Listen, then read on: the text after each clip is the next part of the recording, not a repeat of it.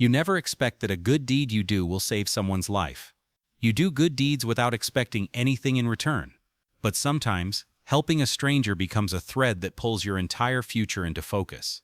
For Marcus Richardson, that thread appeared on a rainy weekend afternoon on Highway 85.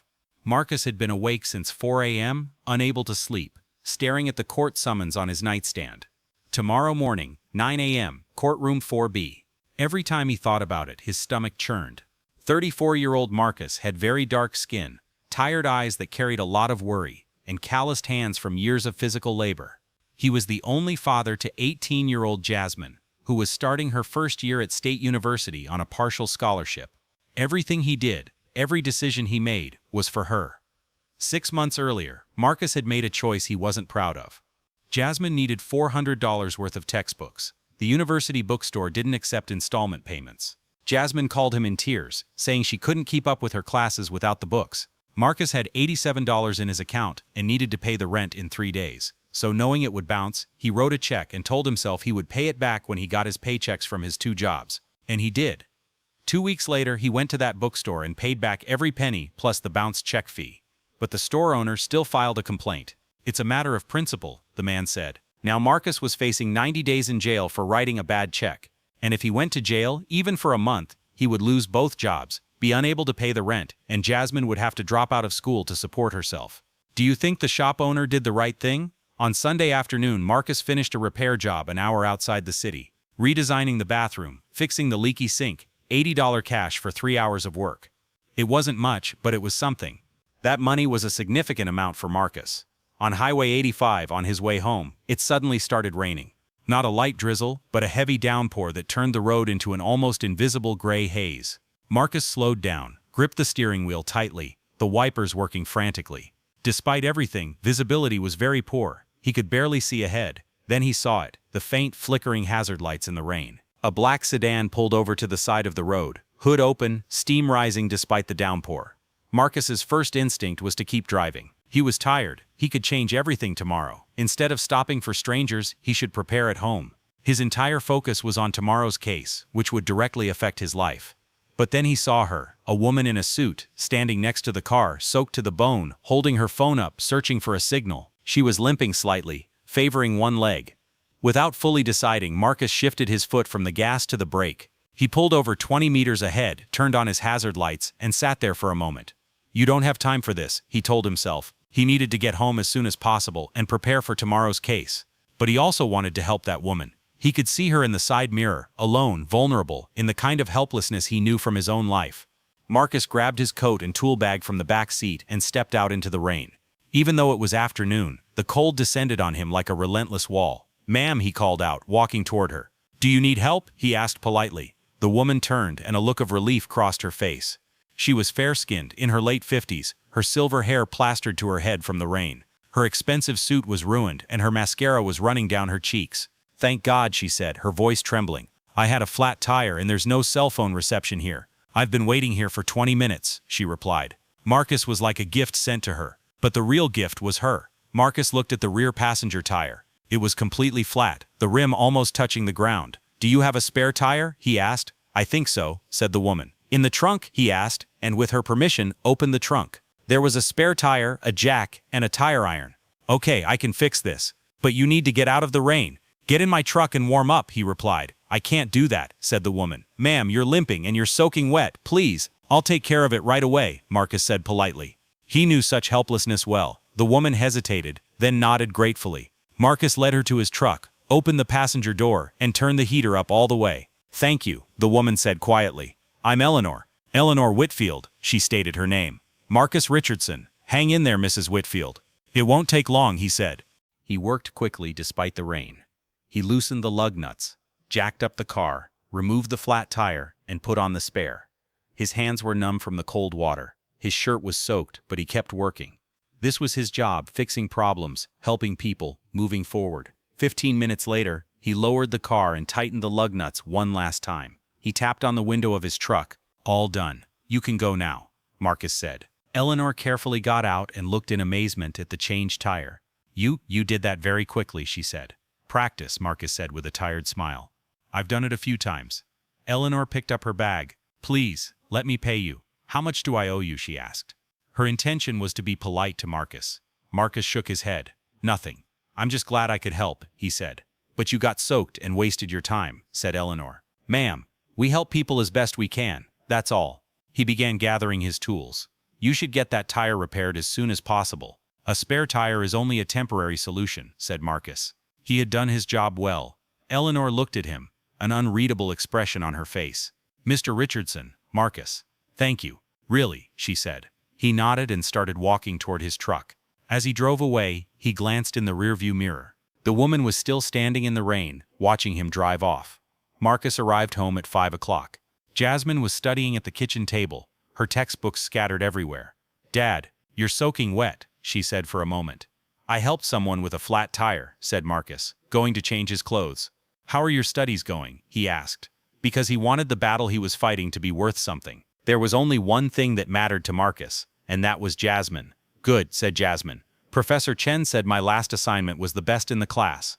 In her voice was pride, hope, and the future Marcus was fighting to protect. That night, Marcus ironed the only good shirt he wore to job interviews and court hearings, his white button-down. He carefully prepared it, along with his only pair of dress pants and the tie Jasmine had bought him 3 years ago for Father's Day, because he wanted to look his best in the courtroom. Perhaps he thought that at least this way he would be taken seriously. He sat on his bed and looked at the court summons. Tomorrow his fate would be decided. He had already met with the public defender, and the lawyer had been brutally honest. Your first offense, you paid the money back, that helps. But the judge assigned to your case has a reputation, Judge Whitfield. He's very tough on financial crimes. It doesn't matter if it's $20 or $20,000. He's all about accountability, Judge Whitfield. Marcus's stomach nodded. He hadn't made the connection until now. Eleanor Whitfield, the woman on the highway, the woman whose tires he changed. She was the judge who would determine his fate tomorrow morning. For a moment, Marcus wondered if this was fate. Maybe that small act of kindness would come back to him as a big favor. Marcus stayed awake all night, his mind racing. Would she remember him? Did it matter? Or had he helped the person who would send her to prison?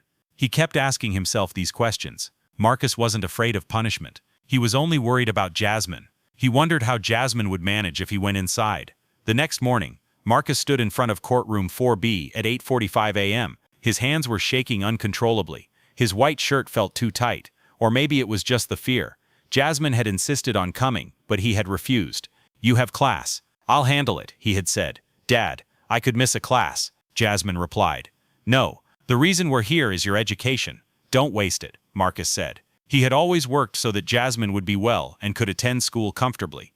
Before going to the campus, she hugged him tightly and whispered, I love you, Dad. Everything will be okay. He wanted to believe her. At exactly 9 o'clock, the court clerk announced, All rise. The Honorable Judge, Eleanor Whitfield, is presiding. Marcus stood up. The room swayed slightly. The judge's door opened. Black robe, measured steps, professional, powerful. Marcus looked up. His heart stopped. It was her, the woman from yesterday, the woman on the highway, the woman who changed his tire in the rain. Storms raged inside Marcus. Their eyes met in the courtroom.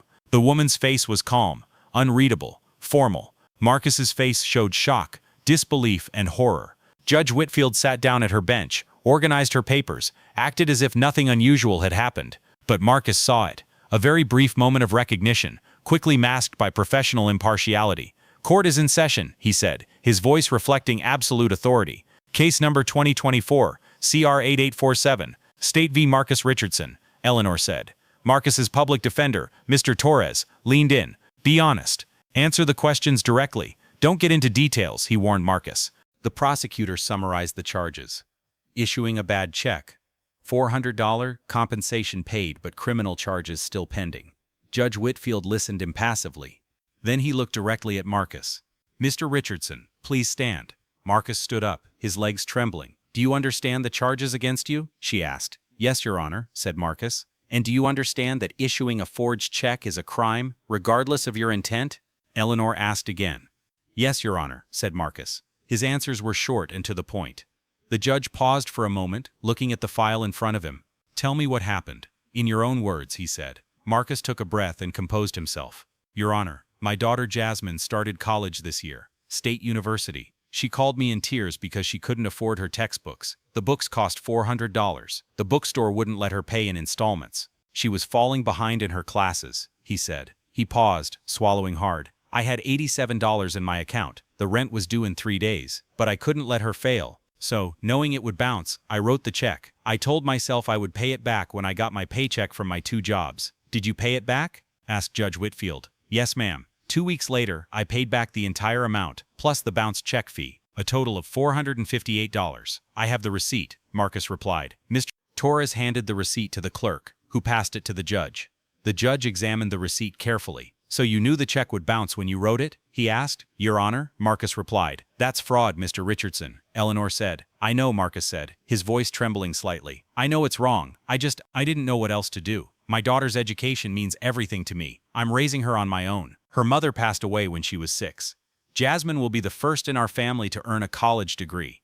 I couldn't let her lose that because I didn't have $400, Marcus said. He was saying exactly what he was thinking, clearly and plainly. The courtroom was silent. Judge Whitfield's expression remained neutral, but there was a change in his eyes, almost imperceptible, but it was there. Mr. Richardson, do you have a criminal record? He asked. No, Your Honor, Marcus replied. Do you have a steady job? Eleanor asked again. I have 2 jobs, Your Honor. I work as a maintenance technician at Riverside Apartments during the week and as a repairman on weekends, Marcus said. And your daughter, is she still in school? Eleanor asked. Yes, ma'am. She's a freshman at the State University. She's studying education. She wants to be a teacher, Marcus said. Judge Whitfield was silent for a long time and examined the documents. The prosecutor shifted uncomfortably. Mr. Torres gripped his pen tightly. Finally, Judge Whitfield looked up. Mr. Richardson, what you did was illegal. The law considers only your actions, not your intentions. Do you understand that? He said. Yes, Your Honor, Marcus replied. However, he paused for a moment. The law also allows for judicial discretion in sentencing. I will consider the full context of the case before I make my decision, said Eleanor. He put down his pen. Yesterday afternoon, during the rainstorm, my tire blew out on Highway 85. My cell phone had no reception. I was soaking wet, and I had injured myself by stepping on the uneven roadside. I stood there for 20 minutes watching the cars go by. None of them stopped, he said. Marcus's heart began to race. He remembered him but wondered if he would help. Then a man in an old pickup truck stopped. While I changed my tire in the rain, he gave me his seat so I wouldn't get wet or cold. He refused payment. When I asked his name, he said, Marcus Richardson. Then he drove away. Eleanor said. The courtroom stirred. The prosecutor looked stunned. Mr. Torres's eyes widened. Judge Whitfield leaned forward slightly. Mr. Richardson, did you know who I was when you stopped? He asked. No, Your Honor. I didn't know until you said your name this morning, Marcus replied. So the day before you learned you were facing criminal charges in my court, you helped a complete stranger, expecting nothing in return? He said. This conversation might have been a little comforting. I didn't help you because of the court, ma'am. I helped because you needed help. My daughter and I believe this. We help people as much as we can, said Marcus. To him, every person was the same, equal. Marcus was just a man who thought about doing good for people. He had raised his daughter Jasmine that way. Judge Whitfield slowly shook his head.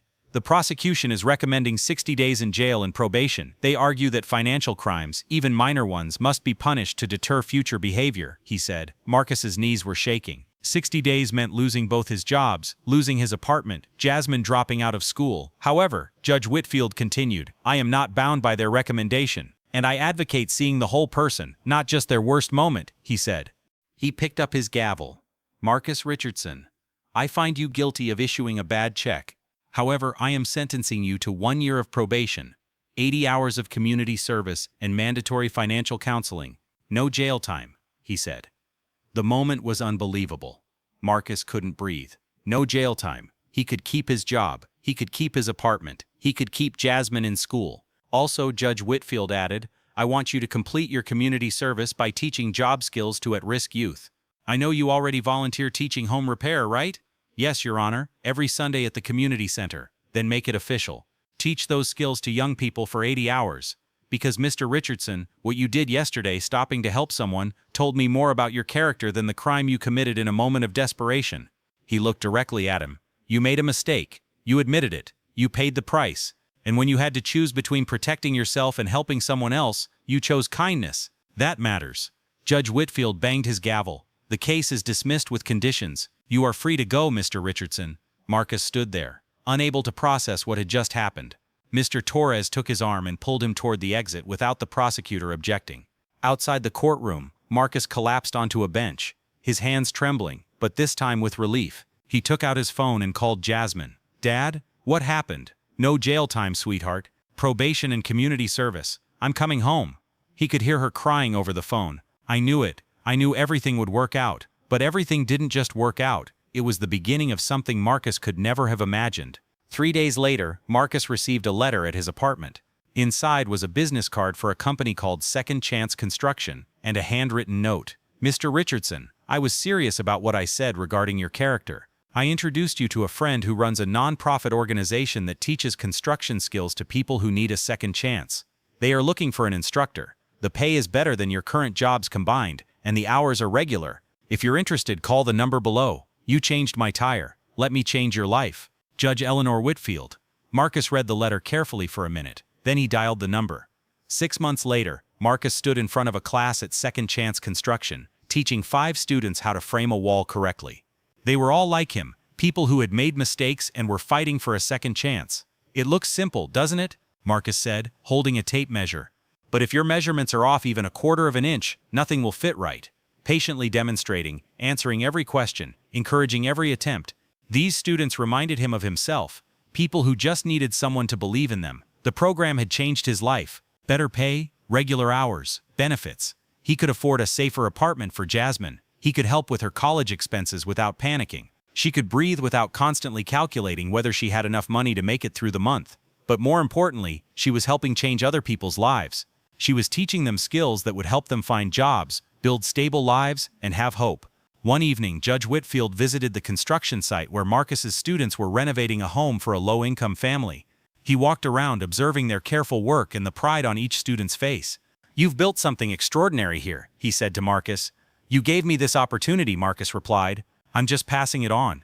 "That's exactly what you did for me on that highway. You didn't have to stop, but you did, and that one choice changed everything." Marcus smiled. "My daughter taught me that. She always says we should help people as much as we can.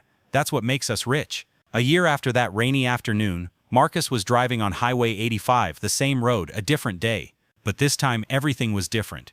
He was in the Second Chance Construction Company truck. The engine ran smoothly. The toolbox in the back was completely full. He had health insurance, savings, and stability. Jasmine, a sophomore, had come home for the weekend and was sitting in the passenger seat. She had made the dean's honor roll both semesters. "Dad, look," she said, pointing ahead. "Someone's got their hazard lights on." A car had pulled over to the side of the road. It appeared to have engine trouble. A young couple stood beside the car, clearly upset. Marcus smiled. "Should we stop?" "Always," said Jasmine. He pulled the car over, grabbed his toolbox, and approached the couple. "Hello, folks. Looks like you need some help." The young man looked relieved. "Our radiator is overheating. We're on our way to a job interview. Let's take a look," said Marcus. Jasmine followed him with a water jug from the truck. 20 minutes later, they refilled the radiator and cooled the engine. Marcus double-checked everything. "You can get where you need to go with this, but get it checked out by a mechanic soon." The couple pulled out their wallets. "How much do we owe you?" Marcus shook his head. "Nothing. Just pay it forward when you can." Jasmine smiled at them. "That's what makes us rich."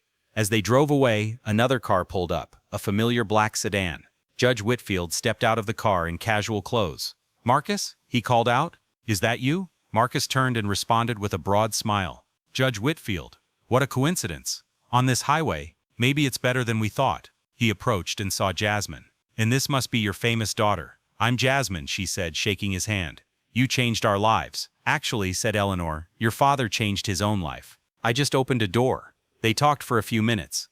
Eleanor was going to a conference. Marcus was making a field visit. Both were still working, still helping, still moving forward. As they prepared to part, Eleanor said, "Same time next year? Let's see who needs help then." Marcus laughed. "It's a deal." As the car pulled away, Marcus looked at Jasmine. "Do you know what today is?" "Anniversary. The day everything changed. The day it all began," he corrected. In the rearview mirror, he saw another stranded car getting help from a passing driver. The cycle continued.